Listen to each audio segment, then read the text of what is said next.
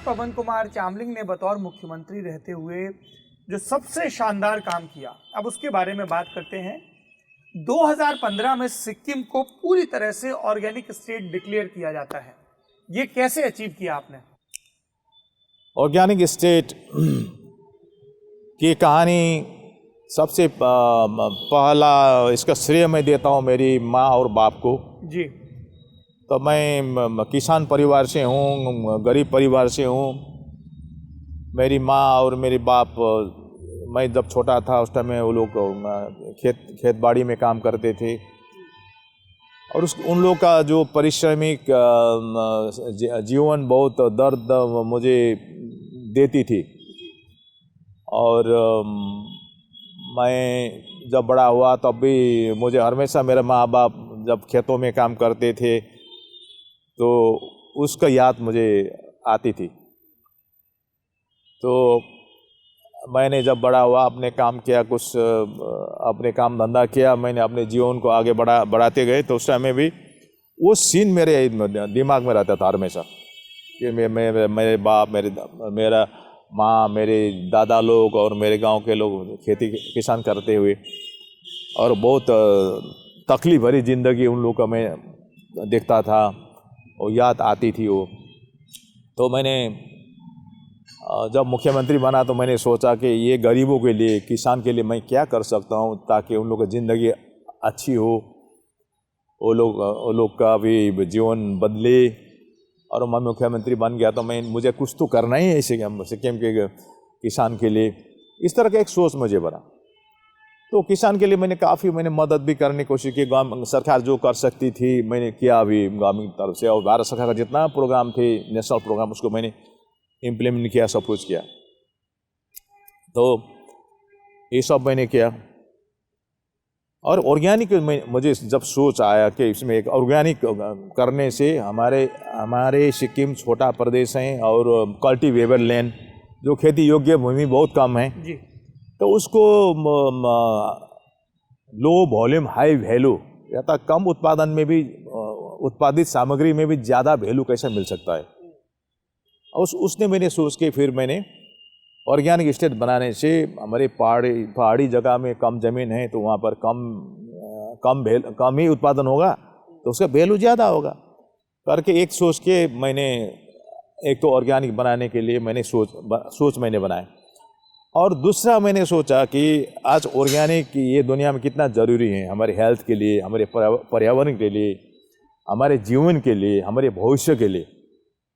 जिस तरह से आज ग्लोबल वार्मिंग है, आज कोरोना वायरस है और जितना ये हमारे हवा में भी हमारे हवा भी अभी पोल्यूटेड हैं और नदी नालाएं भी सब अभी पोल्यूटेड हैं। तो इसमें सबसे बड़ा योगदान है ऑर्गेनिक, सबसे ज़्यादा है पेस्टिसाइड्स, इंसेक्टिसाइड्स और केमिकल फर्टिलाइजर का है, और ये डाइकोफेनिक पॉइजन का कारण है। तो अगर हमने ऑर्गेनिक स्टेट सिक्किम को अगर बना दिया जाए तो सिक्किम तो एक स्वच्छ राज्य बनेगा जी। तो इससे पर्यटन भी बढ़ेगी, लोगों का उत्पादन बढ़ेगी, हमारी जो ज़मीन है जी, ज़मीन और जंगल भी स्वच्छ होगी करके मैंने फिर एक मैंने फैसला लिया कि ऑर्गेनिक स्टेट बनाएंगे। तो ऑर्गेनिक स्टेट बनाने के बाद में इतना ज़्यादा लोगों का प्रेशर हुआ खिलाफ में, बहुत लोग मेरे खिलाफ में हो गए। और उस टाइम के उस ज़माने के ऑर्गेनिक, उस टाइम के एग्रीकल्चर सेक्रेटरी थे हरिराम प्रधान, उसने भी अपने पद से इस्तीफा लिया, उसने रिजाइन कर दिया। उसने क्यों? मैं नहीं काम करूँगा, ये गलत डिसीजन लिया गवर्नमेंट ने करके। अच्छा। कहीं दुनिया में ऐसा कहीं भी नहीं हुआ है। ग्रीन रेवोल्यूशन चल रहा है ये सिक्किम में, केमिकल फर्टिलाइजर उल्टा दिशा में चल रहा है करके उन्हें रिजाइन कर दिया। तो फिर पूरा अफसर लोग भी खिलाफ में हो गए, जनता भी खिलाफ में हो गए, ऑपोजिशन तो 100% खिलाफ में थे। तब भी मैंने हिम्मत नहीं आ रहा और 14 साल मैंने पूरा कोशिश करने के बाद में फिर सिक्किम ऑर्गेनिक स्टेट बना। फिर दूसरा से सीखना भी नहीं था, कहीं अगर मॉडल हो तो वहाँ से रेप्लिकेट करना भी नहीं था, तो खुद मैंने उसको सीखना, मॉडल बनाना था, सीखना था। तो सिक्किम को ऑर्गेनिक स्टेट फिर हमने बना लिया। तो अभी सिक्किम देश का पहला स्टेट है, ऑर्गेनिक स्टेट है, और विश्व का भी ये ऑर्गेनिक स्टेट है। और विश्व का भारत आज ऑर्गेनिक गुरु हैं। सबसे ज़्यादा ऑर्गेनिक उत्पादन इंडिया में अभी हो रहा है। तो इंडिया आज सबसे ऑर्गेनिक के लिए गुरु बन चुका है। और अगर हमारे प्रधानमंत्री जी चाहें तो हमारे प्रधानमंत्री जी हमारे विश्व का ऑर्गेनिक गुरु बन सकते हैं। सिक्किम मॉडल को रेप्लिकेट किया जाए। नहीं, सिक्किम मॉडल को रेप्लिकेट नहीं कहूँगा, लेकिन ऑर्गेनिक बना दिया जाए। लर्निंग लेके और जगहों पे वहाँ से भी organic हम किया लोग जाए। मदद कर सकते हैं जितना कर सकते हैं। तो इंडिया एक ऑर्गेनिक स्टेट बन सकता है, और ऑर्गेनिक स्टेट बनने से हमारा देश विश्व का एक ऑर्गेनिक गुरु देश होगा। ठीक है, योग और आयुर्वेद के भी गुरु बने और ऑर्गेनिक भी गुरु बनेंगे। और जो एक और चीज़ आपने सिक्किम में की जो बड़ी रिमार्केबल है कि टूरिज्म ऑर्गेनिक के अलावा जिस सेक्टर पे बड़ा फोकस किया गया। अब मैं खुद सिक्किम गया हूँ, मेरे परिवार के लोग गए हैं और अब देश भर से जाते हैं। टूरिज्म को लेके आपकी क्या सलाह है बाकी सरकारों को? हमें टूरिज्म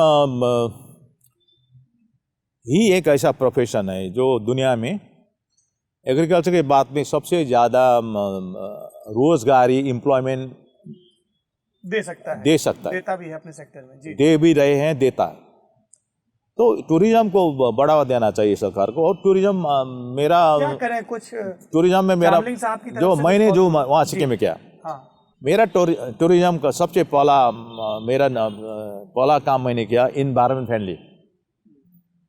इन्वायरमेंट फ्रेंडली मैंने टूरिज्म किया वहाँ पर। एक तो दूसरा मैंने वहाँ पर किया ऑर्गेनिक टूरिज्म, क्लीन टूरिज्म, और मैंने वहाँ पर किया कल्चर टूरिज्म, पीस टूरिज्म। तो ये चीज़ को हमें करना है। मैं तो कहता हूँ सारे देशवासियों को, हमें 5 star hotel 7 star hotel tourism नहीं करना चाहिए। अगर 5 स्टार होटल में अगर लोग रहना चाहते हैं, 7 स्टार होटल में हमारे लोग जाना चाहते हैं, तो वो तो लास वेगस में मिलेगा आपको, न्यूयॉर्क में मिलेगा, दिल्ली में मिलेगा। क्यों आएगा हमारे दूर दराज में, नॉर्थ ईस्ट में आएगा? नहीं आएगा। लेकिन हमें तो गांव में ऐसा टूरिज्म करना चाहिए जहाँ पर वहाँ का फील आए, वहाँ जाके उन लोग कुछ नया देखें, अनुभव करें, सीखें। तो वहाँ पर कल्चर टूरिज्म करना चाहिए, वहाँ का ट्रेडिशनल टूरिज्म करना चाहिए, वहाँ का विलेज बेस्ड टूरिज्म करना चाहिए, वहाँ विलेज टूरिज्म करना चाहिए, होम स्टे टूरिज्म करना चाहिए, नेचर टूरिज्म करना चाहिए। टूरिस्ट खुद वहाँ पर आए, स्वच्छ टूरिज्म हो, ऑर्गेनिक टूरिज्म हो, लोग आके कम से कम वहाँ पर वेलनेस के लिए आए, वेलनेस टूरिज्म करना चाहिए, प्रकृति से एकाकार होने वाले टूरिज्म करना चाहिए। तो इस तरह का टूरिज्म करना चाहिए। वहाँ पर हमारा नागालैंड में कोई टूरिस्ट आए, सिक्किम में आए, या मान लीजिए कहीं भी अरुणाचल प्रदेश में आए, वहाँ उन लोग को हमारा अपना फोक डांस दिखाना चाहिए, हमारा कल्चर दिखाना चाहिए उन लोगों को, हमारा फूड उनको खिला, आर्ट वही दिखाना चाहिए। तो इसलिए टूरिज्म हमें जो भी करना है वो बिल्कुल हमारे खान पान, हमारा वेशभूषा, हमारा कल्चर ट्रेडिशन से जोड़ के करना चाहिए। और हमारा जितना भी हमारे अपने गांव का फोक हीलिंग है, फोक टेल्स हैं, हमारे प्रत्येक जातियाँ और भाषाओं से आए हुए जो भी हमारे जीवन इतिहास से आए हुए, हमारे इतिहास से आए हुए जो भी हमारी परंपराएं हैं, उसको आधुनिक विकास से जोड़ देना चाहिए, टूरिज्म से जोड़ देना चाहिए, ताकि वो देखने के लिए, जैसे नागालैंड के नागाओं का जो ट्रेडिशन है, कल्चर है, वो विश्व में कहीं नहीं है, बस नागालैंड में। बिल्कुल। तो वहाँ पर आना चाहिए, वो देखने के लिए अमेरिका से लोग आएंगे। अगर उसको हम प्रॉपरली इसको अगर हम ऑर्गेनाइज करें, हाँ, इसको पब्लिसिटी करें, पॉइंट ऑफ व्यू से ना हो, टूरिस्ट पॉइंट ऑफ व्यू से भी हो, प्रोजेक्ट करें। तो और मुझे दूसरा भी कहना है कि आज हमारे देश के लोग जी हमें थोड़ा पॉजिटिव बन के, हमें खुद हमारा अपना जो पोटेंशियल है हमारे गांव में, उसको किस तरह से आज के विकास से जोड़ सकते हैं, उसमें हमें काम करना चाहिए। तो ऐसे ही मैंने सिक्किम में टूरिज्म में काम किया। तो आज टूरिज्म में आपको बताऊं साहब, कोई ये चर्चा नहीं करते हैं, सिक्किम के पॉपुलेशन जितना है उससे 3 डबल ज़्यादा टूरिस्ट सिक्किम में आते हैं। नहीं, बहुत, मैं तो इसीलिए चर्चा की, इतनी रिमार्केबल स्टोरी पर आप ठीक कह रहे हैं, पॉपुलर मीडिया में इसकी लगातार चर्चा नहीं होती है। और सिक्किम में देखिए, मैंने 1000 टूरिस्ट स्पॉट बनाए हैं जी, 1000 टूरिस्ट स्पॉट बनाए हैं मैंने। जैसा मैंने 4 धाम एक जगह, इनोवेटिव टूरिज्म 4 धाम एक जगह पे बनाए, सिर्फ धर्म ही नहीं, वहाँ टूरिस्ट भी आते हैं। 12 ज्योतिर्लिंग एक जगह पे बनाए, वहाँ पर छोलम टोसम बोलते हैं हमारे बुद्धिस्टों ने, बुद्धिस्ट भाषा में और भूटिया लामा भाषा में, कि बुद्ध का मूर्ति हो या चेरी जी का मूर्ति हो या तो गुरु रिम्बू जी का मूर्ति बड़ा बड़ा मैंने बना दिया वहाँ पर। इस तरह से जैसे मैंने ट्रेडिशनल हाउस बना दिया वहाँ पर। मैं एक महीने वहाँ पर पश्चिम सिक्किम एक महीने कल्चर विलेज मैं वहाँ पर बना रहा हूँ। अभी तो मैं बाहर हूँ सरकार में, लेकिन ये सरकार बनाएगी या नहीं पता नहीं। मैंने वहाँ पर एक देखिए साहब, कल्चर विलेज मैंने वहाँ पर बनाई, अभी अंडर कंस्ट्रक्शन है। उसमें कोई भी आदमी जब वहाँ जाएंगे, वो उस जगह में सोरेंग के पास में है वो, बुढ़िया खोब में, वहाँ जाने के बाद में पूरा सिक्किम दिखाई देगी एक ही जगह पे। अच्छा, जाकर वो लोग पता कर सकेंगे, वहाँ जो भी स्टडी करने चाहते हैं स्टूडेंट भी जा सकते हैं। जैसे वहाँ जाके सिक्किम के लोग कितना कास्ट के हैं, क्या धर्म मानते हैं, क्या उसका स्टाटस है, उसका भाषा क्या बोला जाते हैं, यहाँ पर बोली जाती हैं, यहाँ क्या खाते हैं, क्या यहाँ का डांस है, यहाँ की परंपरा क्या है, यहाँ की हिस्ट्री क्या है, यहाँ का ट्रेडिशन क्या है, यहाँ का क्षेत्रफल क्या है, यहाँ के इम्पोर्टेंट प्लेसेस कहाँ हैं, हर एक चीज़ को एक ही जगह पे जानकारी मिले।